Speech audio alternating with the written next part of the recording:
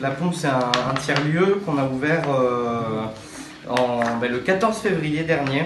Et comme le calcul est vite fait, on a vite refermé avec cette petite crise. En fait, on est 7 dans l'association. Antoine, Manon, Marc, Mary, Thibaut, Robin et moi. Je suis scénographe, designer. Thibaut, il est plus dans le web. Robin, il est aussi dans le design et la construction. Antoine, qui est là, est aussi apiculteur, mais par rapport à la pompe, il fait de la sérigraphie avec Manon, sa compagne. Et en fait, notre idée, c'était vraiment de regrouper toutes ces activités au sein d'un même lieu et pouvoir proposer donc, à des professionnels ou des particuliers un espace de travail. Là, dans le lieu, aujourd'hui, on a vraiment le café associatif, l'espace qu'on appelait un peu espace de télétravail et Fab Lab avec l'imprimante 3D. Et en fait, on a transformé les chambres. Donc ici, on a 3 chambres dans l'appartement, mises à disposition à des résidentes, couturières, bijoutières, et on a 3 plasticiennes. Le but à moyen long terme, ça serait d'ouvrir des ateliers partagés. Donc bois, métal, sérigraphie.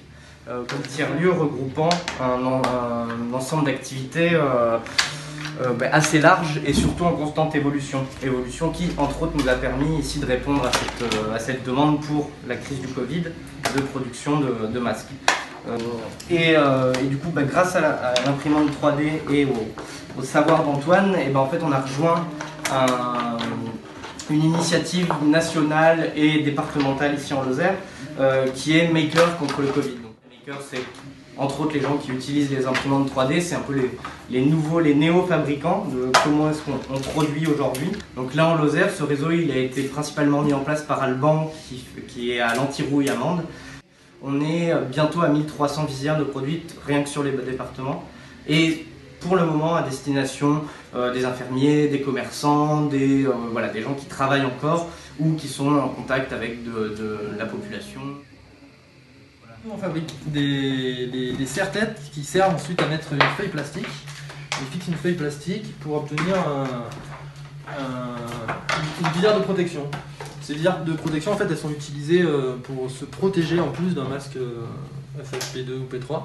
Donc le masque prévient des projections de salive sur les gens, donc pour la propagation du virus de soi vers l'extérieur. Et la visière, elle protège de l'extérieur vers soi, c'est-à-dire pour ne pas avoir des projections dans les yeux et aussi pour se limiter dans les contacts qu'on peut avoir en se touchant le visage et amener les virus. Voilà. Donc nous on fabrique ces masques, ces visières à l'imprimante 3D. C'est des fichiers qu'on trouve sur internet qui sont open source, c'est-à-dire que c'est des fichiers que tout le monde a accès. Tout le monde a le fichier source, qui est le fichier de base, tout le monde peut le modifier, tout le monde peut l'imprimer, on peut même le commercialiser, il est protégé en fait. On peut pas mettre un copyright dessus, se l'attribuer, par contre on peut en faire ce qu'on veut. La buse vient se déplacer et déposer du filament par couches successives en fait.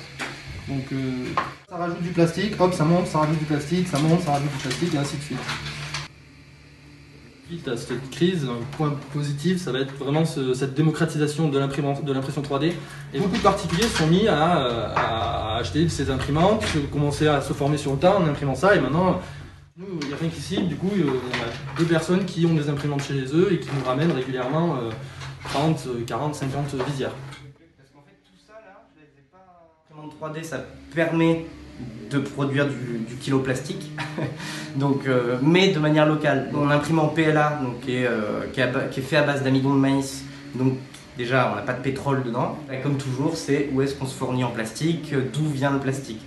Après, c'est pas non plus un objet médical, on n'a pas de certificat, donc c'est un objet qui n'est pas reconnu, comme certains masques par exemple, qui peuvent maintenant être reconnus, même des masques en tissu. Ces visières ne sont pas reconnues, donc c'est pas un objet médical. D'accord. Mais il y a une certaine utilité, oui. Ou en tout cas, je pense que la première utilité, c'est de rassurer aussi.